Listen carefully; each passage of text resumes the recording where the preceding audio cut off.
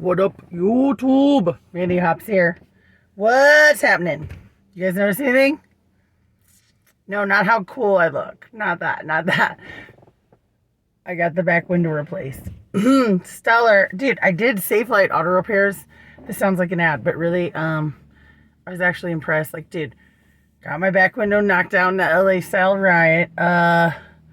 So it's normally for anybody that has insurance, it's a $500 deductible. So if you get a windshield, and Vegas's insurance is really high. If you get a windshield, you're going to be paying $800 because you're going to have the $500 deductible.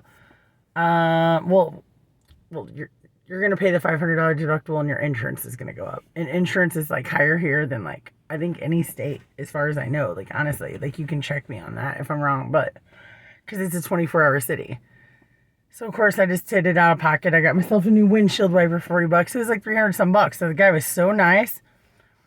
Dude, I get off work at 4 a.m. The only window I could get my car fixed. And I was riding with the trash bag in the shits for like days. And every night it would fly out. Really, the only reason I need a trash bag in this thing is because, like, it's Vegas. And there are pigeons and bums everywhere. And I was like, dude, I don't want to come out and have pigeon shit all over my car. I don't want to come out and like have a dude pissing and sleeping in the back of my Kia, like, please. So that's like really, that was a deterrent. Okay, like it wasn't really gonna keep anybody out if they really wanted to get in here. So I think the no contact thing is rude unless you have a real reason for it. Me personally, because when I first came to Vegas, I did do Uber, or I wish I did Uber. I did fucking Postmates. Fuck that place. Don't order from them. Don't F with them. They're so shady and it ruined my life. But anyway, yes, I did Postmates and a lot of people were rude. This was like, yes, the pandemic was still going on, but it wasn't like the scare when nobody knew what it was. It was like 2 years later when we still know nobody really knows what it is, but whoever planted this shit. Yeah, no, you know what I'm saying? And like, they would want you to drop it off at the door so they wouldn't have to tip you. They didn't have to say hi. They didn't have to be nice. And they would like look out the window and wait. And they would wait till the second you drive off and get your bag. And I thought that was so rude. I mean, I know I'm from the Midwest. This is the West Coast, but so fucking rude. I want to be like, hi, how are you doing? Thank you. I appreciate it. Like, also, they know you're an asshole when you do that. I knew you were an asshole. I fucking hated people that do that. Oh, here's your pizza. No, but you're an asshole if you do that. Like, unless there's this real health reason or you're significantly busy, if you just always do the no contact, unless you're just a fucking weirdo that doesn't know how to communicate. Maybe you should start practicing with the pizza guy or something. I don't know. Take a bus. Do something normal. Fucking, but anyway.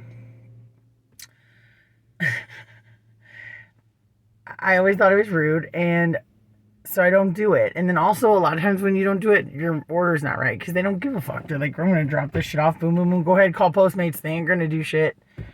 Exactly. It would be like calling Indonesia to get like a refund on a ham sandwich that you overpaid for by like $20.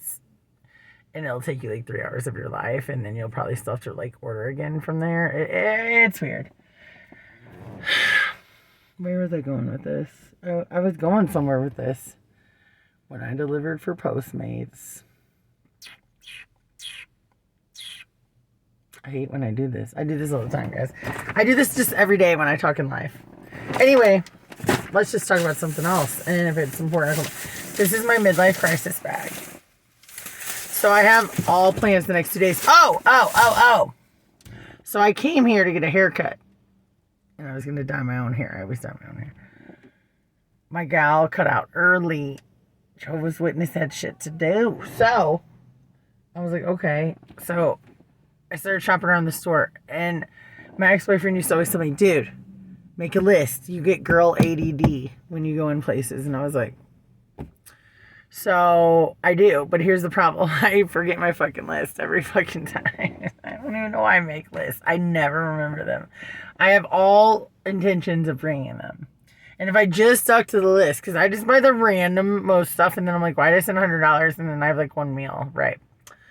I mean, it's good to have a little stock. I call this my midlife crisis bag, I think. Officially. I decided, so when I got in there the first time, here's the problem too. Now that I'm a bud tender, I'm doing a lot more bud. I had some edibles to relax for my haircut, which I didn't get. So, I was hungry. So as I drive through, as I pull my cart through, I'm like, oh dude, I'm gonna make lasagna.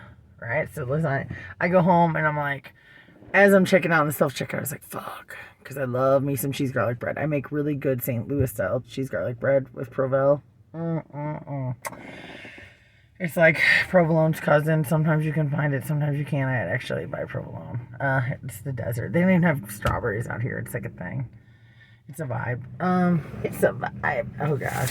Don't get me started with that word now. So this is my midlife crisis bag and my stoner bag. So I came just to get the bread or whatever. For some reason, Smiths do better. You never have French bread. In like the 2 years I was here. Who doesn't have a roll of French bread? You guys make every kind of bread, not French bread.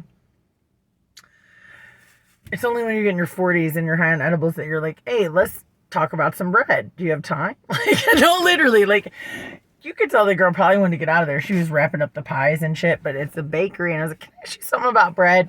Because they had 6 little pull-up sections, you know, where you can get your bagels and stuff. They didn't even have any fucking bagels. It was 2 sections of sub white bread, 1 weird bread, a Kaiser bun. I don't want to use that for.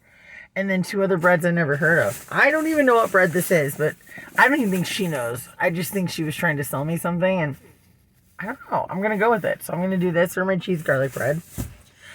I hate salmon. I hate it. I don't. The only time I could eat it is when I worked at like hibachi bar and they burnt it and put lots of teriyaki on it. I can do that. I have teriyaki, like the best teriyaki ever from Kona. I'm not this. Like, what are you doing? I can't even tell you the last time I ate a piece of salmon. Like, I think I've ate salmon like maybe 5 times in my life. This is because this girl at work that I'm working out with on Thursdays rubbing off on me. She was always talking about her fucking kombucha and shit. And if it makes me skinnier by drinking it, I'll drink it. Kombucha, salmon, cheese for cheese garlic bread. And then to offset the kombucha, funfetti edible fucking cookie dough. Oh my god. Yes, that's my shopping haul. That's what I'm doing over her. Over her? If that's not a white girl bag, if I ever saw one. You gotta have the fun. Dude, when I was in high school, I always liked icing. I didn't like the cake. I would literally, when I was a stoner, go out and buy one of these, or have a guy buy me one, the pink funfetti, and I would just eat it with the spoon by itself, this whole thing of icing. This is cookie dough, and it says it's 100% real fun, so that's what I'm going to have done. I had 100% real fun. No, and then I have a girls' night out tomorrow. I'll probably bring y'all, and then work out on Thursday. I'll bring y'all. I'll see you guys later. Love you. Deuces.